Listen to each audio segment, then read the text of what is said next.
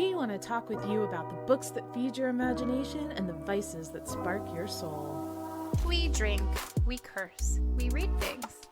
Come sit by us. Expect no judgment, just good times. Welcome to Paper and Vices. Books reviewed, vices indulged. Mature content warning. I am Victoria Papers. I had to think for a minute. Jesus, that's great. Oh, your face is priceless. You're like, oh fuck, what's my line? And like, it's funny because I'm usually the one that's like that. I'm only one sip in, so this bodes real well. Oh man. I'm Lee Vices. She's the other one. I'm the other one. That sounded more awful outside of my head. I'm sorry. And we drink and read books. This is what we do. Yes, it is. Yeah. It is a wonderful profession, to be honest. Yeah, it's nice. Hey, you know what? I feel like this is worth celebrating. We got our first Patreon person. We did! Yay! It is worth celebrating. I was so excited because, there's this saying, or maybe I've just read it so many times I think it's a saying, where it's like, whenever you see an overnight success, you don't see the 7 years of work that went into it before that overnight. Mm-hmm. And so, we're in year 2? Yep, year 2. 2. Jesus. Mm-hmm.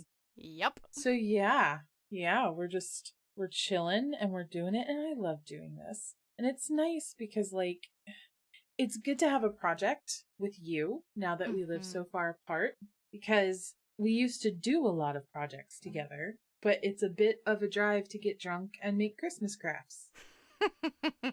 Little bit of one. Little bit. So, what are you drinking tonight? Some cheap $7 something or another. That's very specific. It starts with an L. Mom wine. It's mom Linderman's. wine. It's mom wine. That's what it is. I don't know. Yeah. I am drinking wine tonight instead of beer for a change. I'm drinking Apothic Red Crush because I've had some for a month, and it's just been hanging out there, and I'm like, hello friend, we should hang out. So we are. Here and I'm you drinking are. it out of one of my giant ass skull water glasses. Yes. Because it looks like you're drinking the blood of your enemies, which makes me happy. And you get 2 glasses in one pour, so it's a time saver. It's efficient. It's efficient drinking. Yes. Drink smarter, not harder. All right, y'all, it is the end of November. We have just gotten... Lee is heading into... I have just gotten past the craziest part of the year for my family, and we are happy, but done. We're kind of done. We're kind of just like, oh, the things. I have to do them. Dinner is whatever the fuck I pull out of the freezer. Yep. It's just, and even though we both play Christmas really low key and chill, it's still it's when you have kids, you can only go so chill. And it's still Lee has family and expectations and stuff. And I have a kid that really likes Christmas, and a husband that doesn't really give 2 shits about Christmas, but he really likes cookies. Mm-hmm. Yeah. I feel like I'm already behind on Christmas shopping. Well, in the last 2 years, I think we all feel like we're behind on everything. Fair. We've been told in all the media, there's so many shortages, everything's gonna be a shortage. And so, when you go to Target, you want to fear buy toilet paper, even though you know that fear buying toilet paper is how we get no more toilet paper. Yes. But consumerism has been a bit of a mind fuck. And it needed to have, a bit of a mind fuck stir up. Maybe not with a global pandemic that's killed millions of people, but we were a little too comfortable. I get that. But it's very weird how much we've had to think about shopping for necessities in the last few years in the US, and how spoiled we were before the pandemic. Yeah, very true. This Christmas is going to be interesting. So last Christmas, for most people, I think was super low key, as it should have been. Mm-hmm. And this Christmas, we have the whole labor thing going on, because people are like, yeah, I'm not going to work for crap wages to be treated like crap by people named Karen. I get that. I did a decade of retail. There with you. Yes. But we have more people out and about, and we have a lot of people, for a lot of people, functionally, things are back to normal. And then we have a lot of people who should be being cautious, who are just pretending that everything's back to normal anyway. Either way, we're certainly closer than we were last year.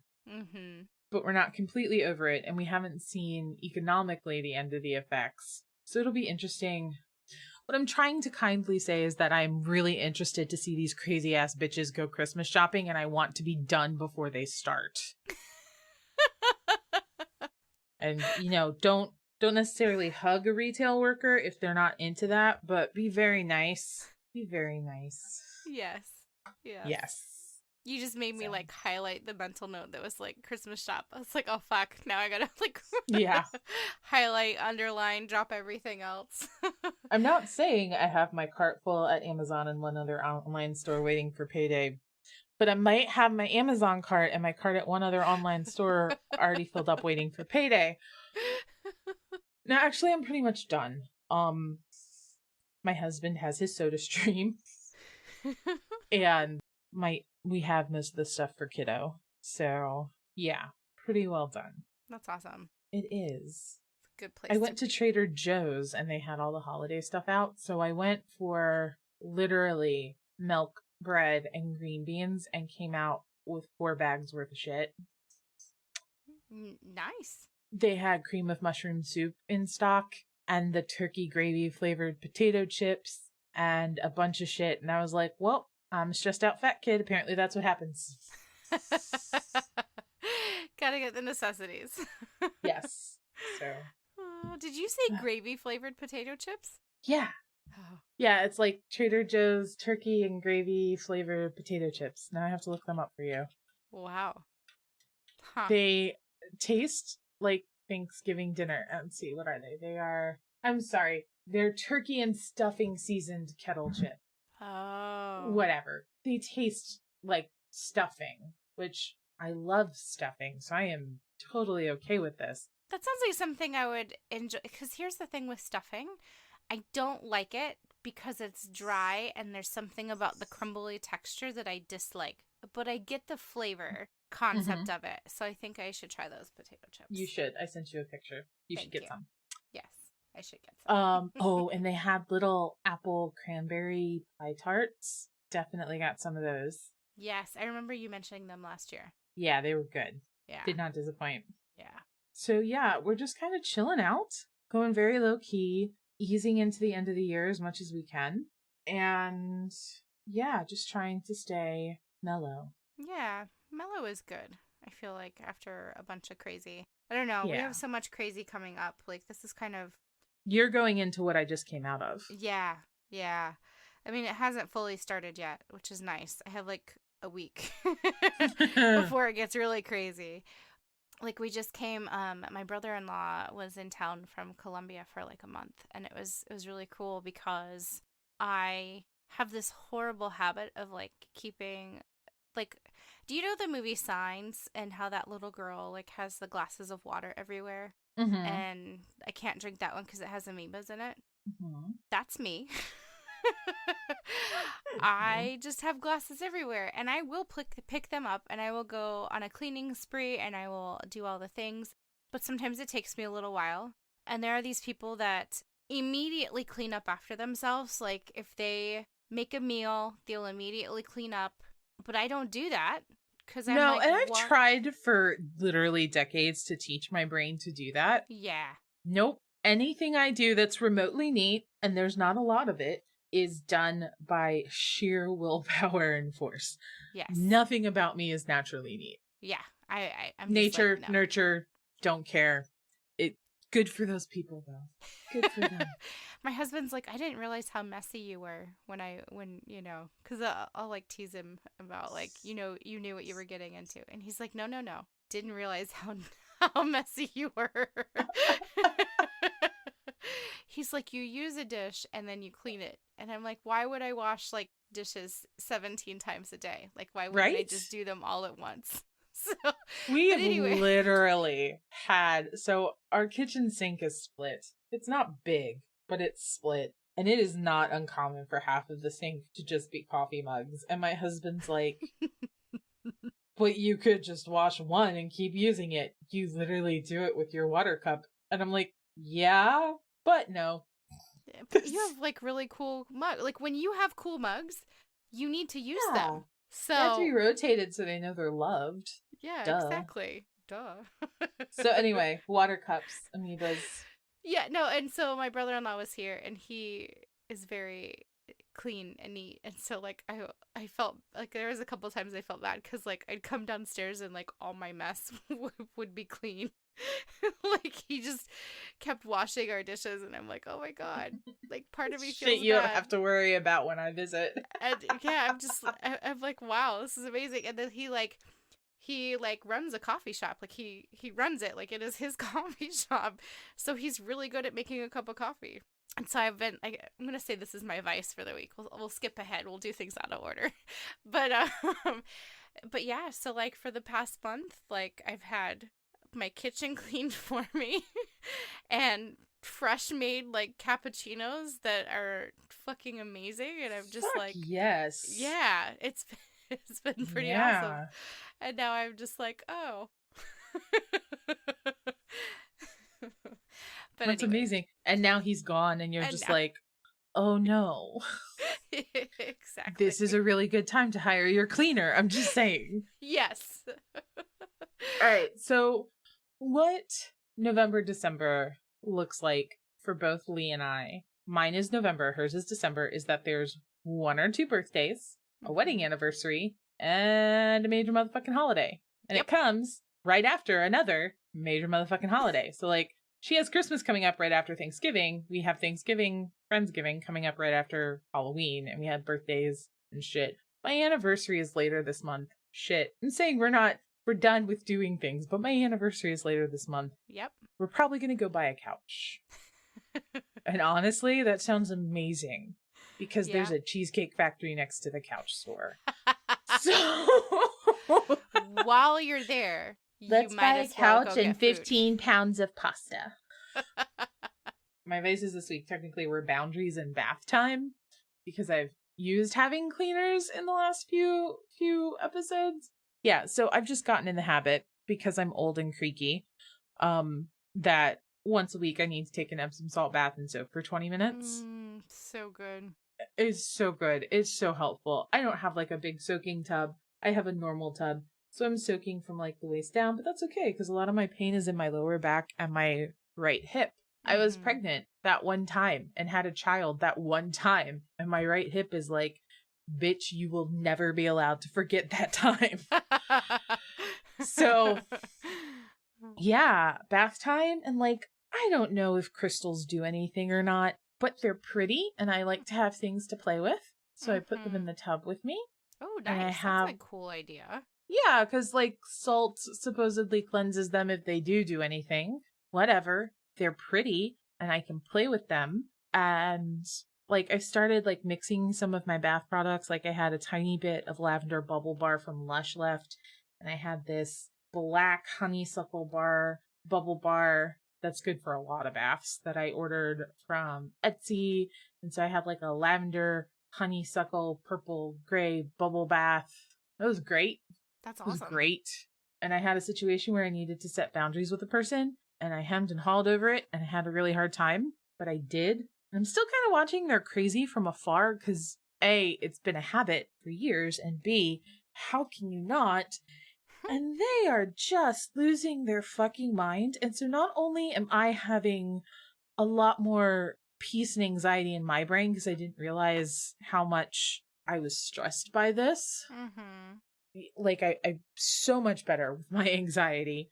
Obviously they weren't the cause of all of it, to clarify, but they were a chunk I wasn't accounting for. It's like watching a train wreck you know you don't have to help clean up. It's like, oh, cool. That is stupid fucking decision. You should not fucking do that for a million reasons that I've already told you 14 times. You're not calling me when it blows up in your face, so that's fine.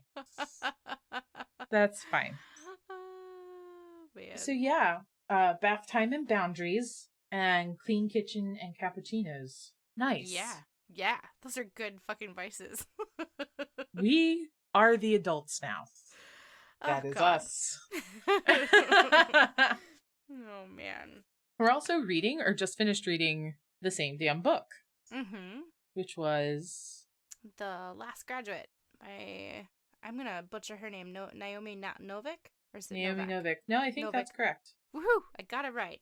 We're going to get That's emails now going, it's phonetic actually. anyway, so if you type in Novik how you think it's spelled, you'll get her anyway. And that's Yes. what really matters. What Fair. matters is that they can type the name in the internet and get the book. Yes.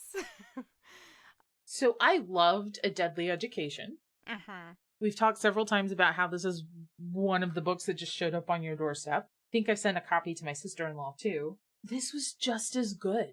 Yeah. Yeah, it was, it's funny because now I'm thinking about it. Because I don't know, like, I've just been so focused on, like, the second book, like, and now, like, thinking about it connecting to the first book. Like, the first Mm-hmm. book was so, in a lot of ways, so much darker.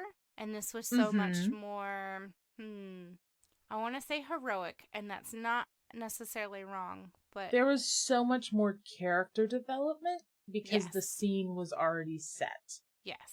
That's Does that make true. sense? Yeah. No, because the whole first book kind of just sets up Yeah. everything and just the internal dialogue with the main character and everything. But I So, was surprised because it had been like a year, close to a year since I read the first book, that because I didn't reread it in the interim, which usually I do, but I mm-hmm. didn't. My brain just went back to the setting and the vibe of the Schoolomance. God, I hope I'm saying that right.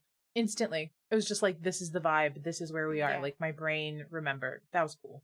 To me, it was such a different, like, it's such a different setting from a lot of books in the YA Mm-hmm. genre.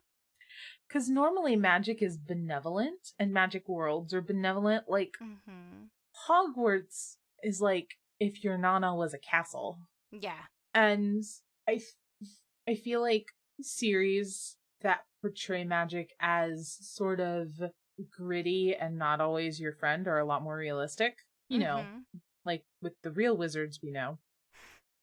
But that's how life is, right? Like, Yeah. no one but your Nana is your Nana, so. Yeah. Yeah. I did like how in this book the setting definitely took on more of like this personification. Like just like there's just like it became a character in and of itself. Oh, yeah. And I know we talked about that. More layers. It was great. Yeah, it was amazing. We talked a lot about that with that Sarah J. Maas book, The Silver Flames, and just how Mm-hmm. like it's cool. You have this physical place, this setting Mm-hmm. that makes choices for you. Yeah. And yeah, it's pretty cool. I like that. It was definitely really cool. And I feel like, no offense to Harry Potter, because Harry Potter is a decent series for what it is, but the YA genre has come so far in the last 25 years. Yeah. In even what the expectations are. I feel like when we learned new things about Hogwarts was just used as a very obvious plot device to give Rowling whatever she needed, right? Mhm. Much like Dumbledore. And that's like to a point, isn't that kind of how all magic works? Oh, this is a thing you need. But what I really appreciate in the Schoolomance series is that magic can very much be a mitigating factor. And it's also, I think one of the things that really strikes me about how the way Novik writes is that without coming out and saying it, the mental health of her characters is a huge factor that they have to be aware of, Good especially when point. they're performing magic. And that was a thing in Uprooted too, to a lesser extent.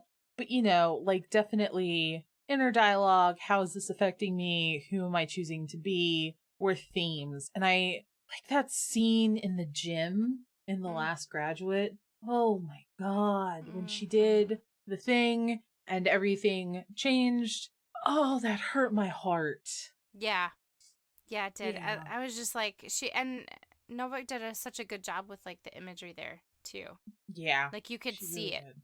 you know. Not that she was bad. Like I mean, her description is pretty. Like I have a pretty vivid picture of what Mm-hmm. the place looked like and whatever, you know. But just that scene in particular and that place within the Skullman's is just very, Yeah. very vivid in my mind. So, Yeah. It gives me a lot of, you haven't played this game, but somebody out there will get it. A lot of BioShock 1 and 2 vibes. mhm. They're kind of stuck in a city they are stuck in a city under a sea, and there's this one level called Arcadia where they have trees and you find like these diaries and shit. Hmm. And one of the people in BioShock had this diary, and they were like, we brought our son to Arcadia to see the trees, and he started crying because he didn't know what they were because he had never seen them before. Oh, oh Um, man. like very much the same vibe, and so well written. And I think it's very much one of those books that, like, I would give it to a 13-year-old to read, and that Mhm. 13-year-old would read it at 13 and read it again at 16 and read a completely different book, and Oh then read it yeah. again at 23 and just read a completely different book. Mhm. And there are a lot of books like that, but I think this is just such a fantastic fucking example of it. Yeah. Tell me what you, because I know we had started talking about this like very briefly. What do you, and we should give a spoiler alert here. 5, 4, 3, 2. Okay, we're gonna spoil now. So What do you think of Orion Lake? Like, what's your thoughts on him and like the relationship that he has with Elle? I really think he loves her. I think he feels safe with and understood by her in a way that he hasn't really with anyone else. And they, like, it really goes into that because his parents were apparently obviously afraid of him. Mm-hmm. And he had so much mana that the other Enclave kids from New York were treating him like he was a hero. And Elle was just kind of like, fuck you, you annoy me. Yeah. And she wasn't afraid of him. She didn't worship him. She was mad at him for screwing up her plans. And it was an honest reaction that she would have given any other person who did that Mm-hmm. thing. And I think that's what first got his attention. But I think now he's starting to see who she is better than she sees who she is, or at least better than she's willing to admit. Mm-hmm. Because she's just afraid of thinking about tomorrow, which is fair. Yeah.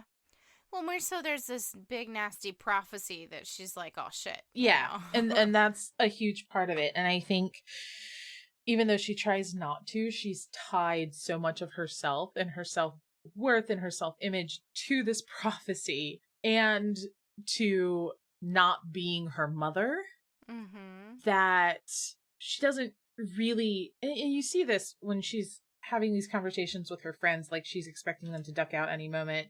I don't remember which one it was, but she's like, stop it, we will tell you when we are done with you, sit the fuck down. Yes. This is basically the conversation they have. Yes. God, I love that.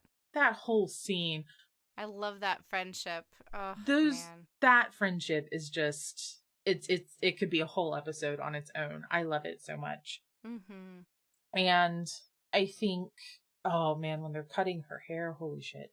Anyway, I think Elle is at a point where she has a goal in mind, and she doesn't realize what she means to the people around her. Mm-hmm.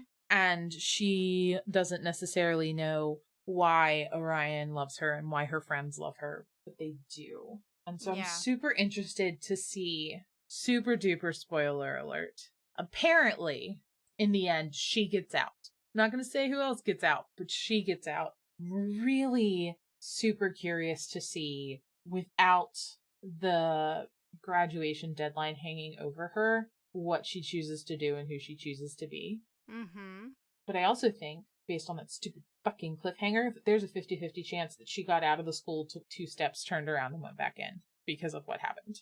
Yeah. That was like a cliffhanger like I have not experienced in many years. It's like, the fuck? Yeah. Well, and I mean, I guess, like, for me, I feel like I, okay, so I guess here's the thing. You mentioned boundaries. This is interesting. This is kind of.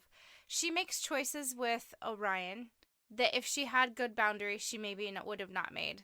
True. Or me as a 40-year-old old adult that has established boundaries. I'm like, she's doing things. I'm like, girl, what the fuck you doing? Like, really? Like, I think she spent so long keeping everyone so far away that now that, and convincing herself that everyone hated her, that now that people don't hate her and people do love her and people do want to be Team L, she has no mm-hmm. idea what the fuck to do. Like, none. Good point. That's totally fair. That's But I totally agree fair. with you. There's some stuff she does and you're like, oh, like I'm cheering, but I'm also cringing Yeah. because I'm in my late 30s and I can see beyond graduation.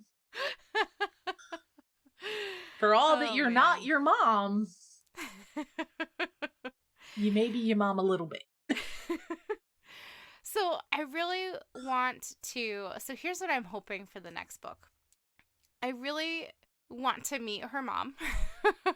Yeah, I'm agreed. hella curious what she does post graduation. Mm-hmm. And I feel like there's more to Orion than, like, I mean, he gives us so much in that very intimate scene. Uh, Yeah, but that I'm was just so like, well written. yeah, but at the, like, he gives you all, like, why are they that way? Like, why is their magic that way? And I don't even know that their magic is necessarily the same, but I don't know. It's just, They there's have no, definitely been, and she makes it very clear, set up with a different balance of power, mm-hmm, with two of them in the same generation being extremely rare. mm-hmm, It's like having two Luke Skywalkers in high school at the same time, graduating the same year, yeah. and they had awkward teen sex. Yep. Yeah, that's Yeah. fair. Um, I don't want to think Orion is evil or bad. I really don't. I don't think. Now, he could be a mastermind, and as soon as, if he crosses the gate out of graduation, he's going to twirl his mustache and curl his lip and be like, heh, I used you. Now I take over the world. But I really think, and this is one of the things that I feel like she's written really well. Some of these kids are so fucking stunted because they've been trapped in a pocket dimension with other kids for 4 years that you're just Yes. like, you need a grown up moment. You need somebody who loves you to take you out for coffee and cookies and be like, honey, no. Or, how do you think this will end? How does this make you feel? Have you considered it from this angle? Um, and I think Orion's a really good example of that. You just kind of want to hug him and you want to be like, babe, no. Yeah. And I think that really comes out in that scene they have.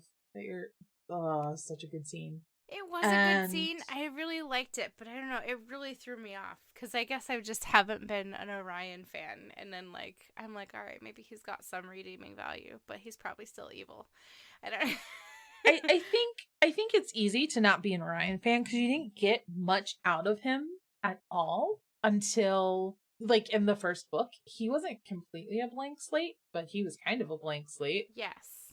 and very Yes. much a paladin. Mm-hmm. And then he's Team L, and you don't know why. And then you find out he has all this supervillain power, and she has supervillain power, and you're just like, the fuck is going on? And then you have this scene where his walls crack, and you're like, oh, fuck, there's his whole character. That's a lot of Orion in a short time, which, to be Yes. fair, is probably how it would happen in real life. True. You just have those conversations where you see a person in so much more clarity and depth after you have them. Mm-hmm. And like, it was a lot at the end, and I think it was well written, and I think it was built up too well.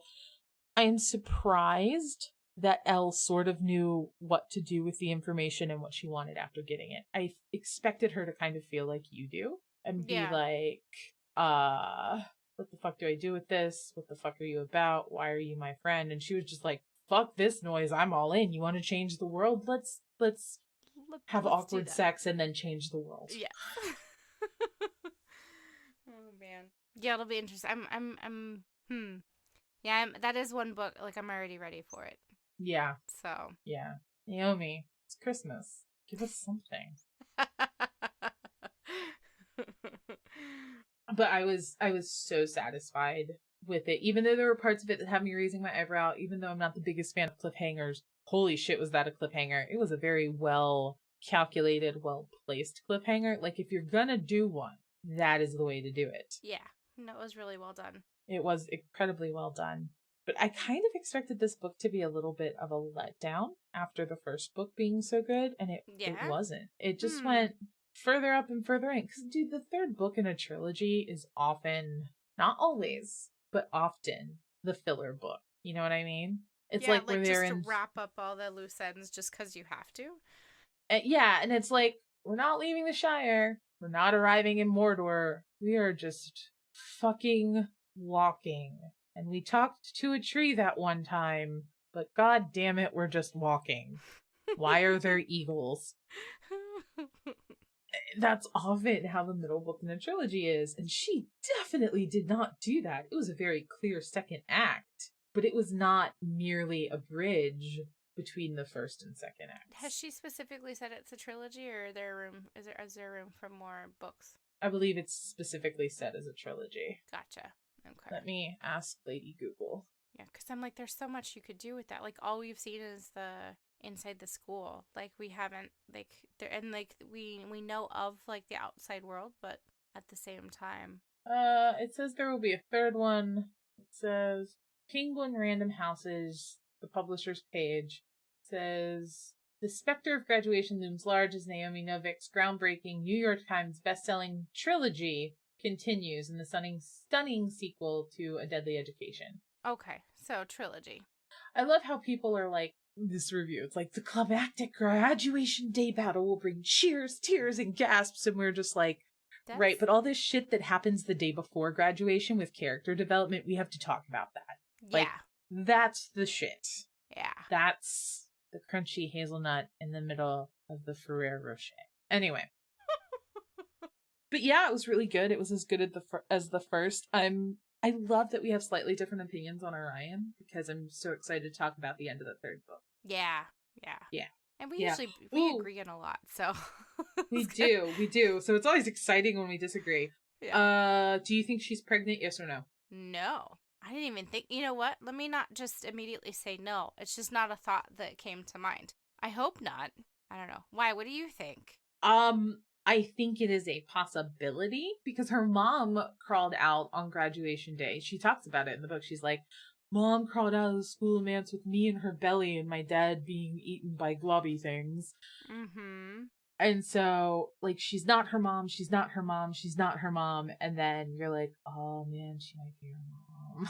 Well, and I mean, I guess they do set it up because I know one of her friends, like, yells at her for it. Because, like, why would you even think about having sex when, you know, you could get pregnant? So. But I feel like part of her still, even after that scene with Orion where they break their taboo and they talk about the future, I don't think she expects to get past graduation day. Yeah, I don't think so either. No. I think she was probably doubting that all the way up to the very, very end. Yeah, absolutely. So. Yeah, so she's set it up to go so many different ways and none of them are obvious. So I'm really excited. Yeah. Go Naomi. Go Naomi. Yeah. I'm going to read probably Spinning Silver with my Audible credit this month because Uprooted was so good. I got a mug from like Owl Crate a year and a half ago for Uprooted, and I didn't use it because I hadn't read the book and I didn't care, but now I'm going to dig it out and use it. Aw, I was like, cool. Oh, you're good enough to get a mug spot. Hell yeah. Hell yeah. That's awesome. Anyway, we want to hear from you. We want to hear what you're reading. We would love to hear what you thought about The Last Graduate. We have a Patreon. There are stickers and sparkly pins and clips cut from the podcast for length of time, and also because sometimes I don't shut the fuck up. You can email us, lee@paperandvices.com, victoria@paperandvices.com. Love, hate, suggestions. We read all of it. And there was something else. Nope. The next part's you. In the meantime, don't be an asshole, smoke a joint, and take care of yourself. This has been a production of Paper and Vices, copyright 2021. This episode is presented for entertainment purposes only, and any vice should be pursued only within the legal boundaries, common sense, and personal responsibility of each person.